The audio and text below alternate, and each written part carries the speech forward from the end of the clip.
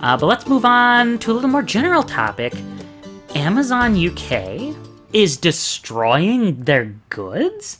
So, despite being a political science student, I find it interesting that I have not really covered any sort of political stories on here. And I mean, I talked about that all the way back in episode 1. It's like, I don't really want to alienate any people yet with just being like super duper pro lefty here, even though I've talked about obviously the shows that I prefer here.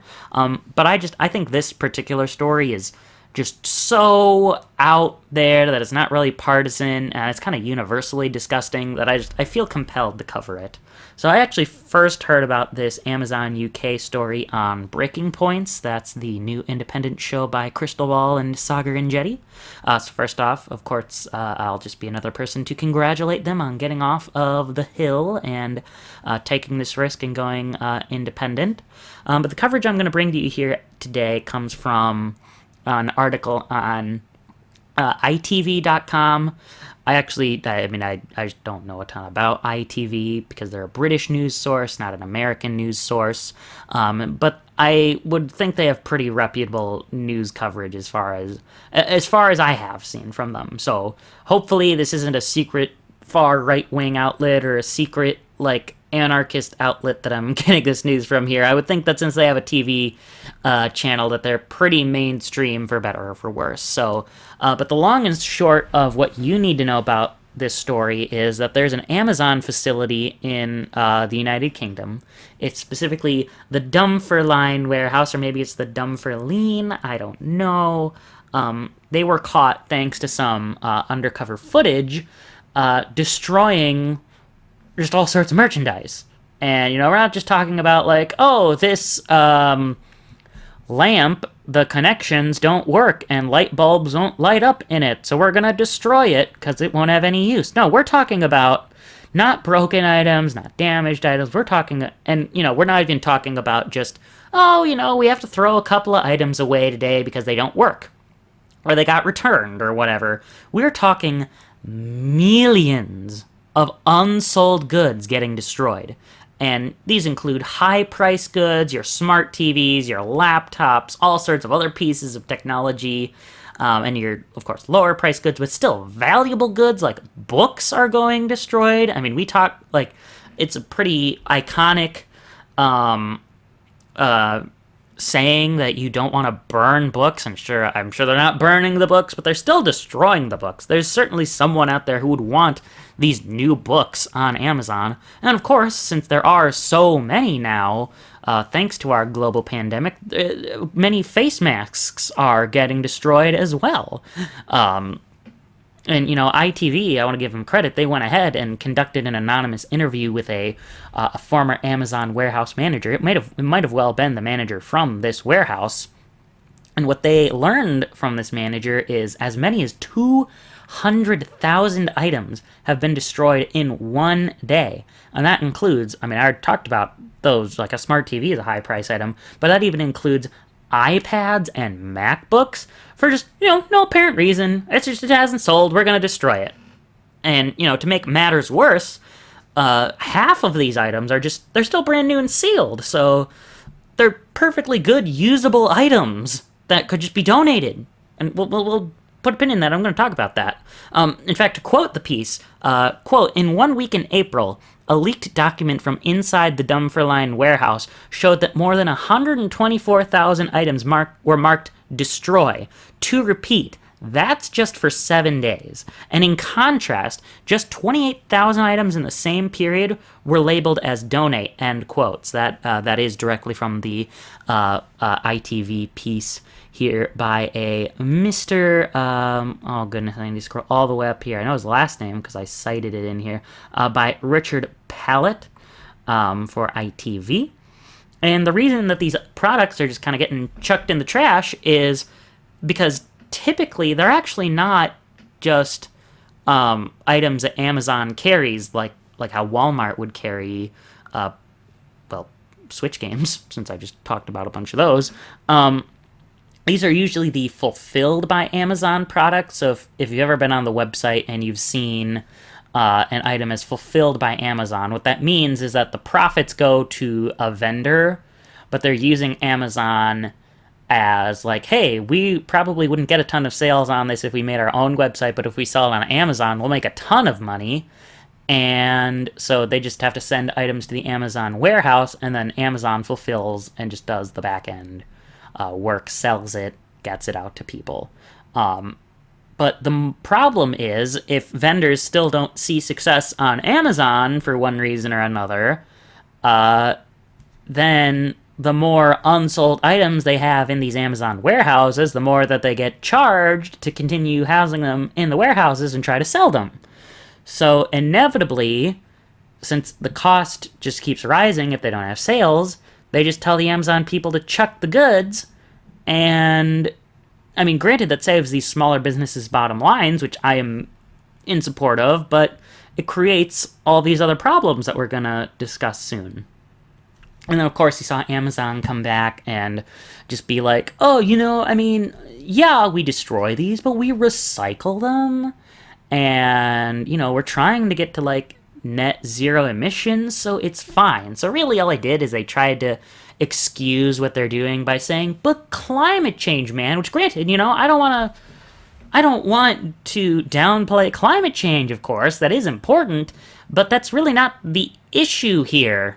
So, I mean, they say that some of these items get donated, but I just, in that quote, talked about how clearly the proportion of destroyed items, like I just said, it was in April, there were 124,000 items destroyed in a week compared to just 28,000 donated. That proportion, that is not equal. And even then, donate should be the one that has 124,000 items, and destroy should have 28,000 items. It's not balanced, and even if it shouldn't be balanced, it's not off balance with the correct action. And then, of course, the response from the UK government is frustrating, and it reminded me of a response you might see here, because Boris Johnson just kind of blamed consumerist society rather than, Amazon. And then the UK business secretary basically wanted the investigation to continue, but brought up a similar defense. And he was like, but, I mean, Amazon tells me they're doing good climate change things, so it's fine, right? And I think everyone in this situation looks bad, except for the employees who just kind of have to do it against their will. So, and what are my issues with this? Of course, we have my preservationist side coming out again, and that, these are good products that somebody wants. So why would you destroy them? If I could go on Amazon right now, which I've tried buying fewer items from Amazon, and I actually don't find myself ordering that much from Amazon. I actually do find myself ordering or just purchasing things in store more often, which is probably for the better. If I go on there and find for a reasonable price, like I've been wanting to go, because I have the Pixel 4a, I've been wanting to get the Pixel Buds to go with it, because my old wireless headphones aren't working so good anymore. If I could go on there and find them, that'd be great. But, maybe warehouse people were told to destroy the boxes of them, so now I can't get them. And that's not good. That hurts consumers. And, of course, that, hurts the businesses as well that kind of trust Amazon to hold their goods there for them. Even if a business directs the Amazon warehouse folks to destroy them, it should not be the policy that this is done in such a way that your incentive is either if you can't sell it, destroy it, as opposed to donate it. And then, of course, my altruistic side says that, yeah, Amazon, don't destroy anything that isn't broken or damaged. Donate it. You should be donating way, way, way, way more goods than apparently they do. And, it's like, just, you cannot tell me that there is not a children's hospital that would not have wanted a smart TV, or would not have wanted multiple smart TVs. That would not be like, oh gosh, golly gee, look at how great Amazon's Dumfr line warehouse is, donating all of these smart TVs to us and making stays for children in our children's hospital better. And you cannot tell me that the public, just in general, would not be like, oh gosh, I am so happy that Amazon's donating all of these unsold face masks to us to help keep us safe. You know what like? I feel like, I'm sure that if I presented this to people, corporate higher up people, that they might be upset with what I'm saying, but I feel like these are pretty reasonable takes here. I mean, I would hope that these are the same things that are being said on TV, but I guess I don't know. I don't even know if the story has really been brought up very much outside of international, or, well, I guess outside of British media. And then, Amazon and the government's climate defense, I just see that, to me, that's a complete red herring. And of course, that's, first off, assuming that Amazon's even making true claims, that it's like, oh yeah, we're trying to do these climate things, we're trying to do that. Because obviously zero emissions isn't a bad goal. That's actually a really good goal, especially when you are talking about a large corporation. Now, whether or not their timeline, I actually don't know what their timeline is, but if I've seen like these similar carbon neutral ads from FedEx, and their timeline is up to 2040 is when they want to be zero emissions, and we need that sooner. I would assume Amazon's goal is something similar to that, and again, that needs to be sooner than 2040. But that defense does not address the problem, which is these goods could either be sold, and then thus you need to kind of change the prices to try to get people to want to buy them, or maybe they need to change their practices to make people want to buy them. Because we saw like the Union Drive in Alabama fail because Amazon used union busting tactics, even though they are illegal. And even if they aren't going to do that, they could just donate them. There's so many places that would be willing to take these goods if Amazon just can't sell them, and they need to make space for more goods. And I think it's sad that the British government's response is, because they were basically asked, hey, are you going to regulate this? And they're like, no, let's just continue on the investigation. We trust Amazon. And it's just, this is prime ground for, this is a problem that we as the government can solve. And they don't want to seem to do a thing about it. And, even still, you have to think about the bigger picture, too. Like, if this is just one warehouse and there's, like, 24 more in the UK, how many other Amazon UK warehouses do this exact same practice? Is this, like, standard across the company? Is the Dumfriesline warehouse just this bad? Like, these are important journalistic questions. And not to mention, the UK is a small island. What is this like in American Amazon warehouses?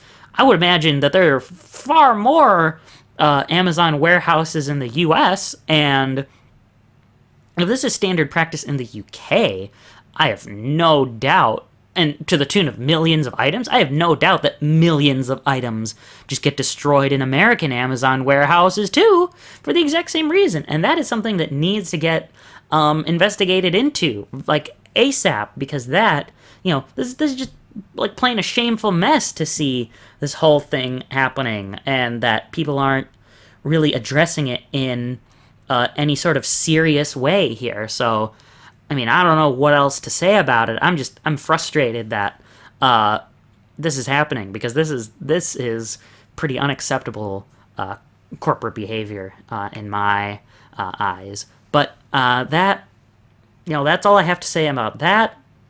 Ironically, Anchor is owned by Spotify, and who knows, Spotify may very well use Amazon Web Services. So I could very well be using an Amazon service right now to talk about this terrible thing that Amazon's doing. But I think it's important, and it's true, and people need to know about it. So hopefully things can improve in the future. But before we do that, I do have I have to move on to our last topic, and hopefully it'll be a little bit of a happier, less serious topic for us to end on.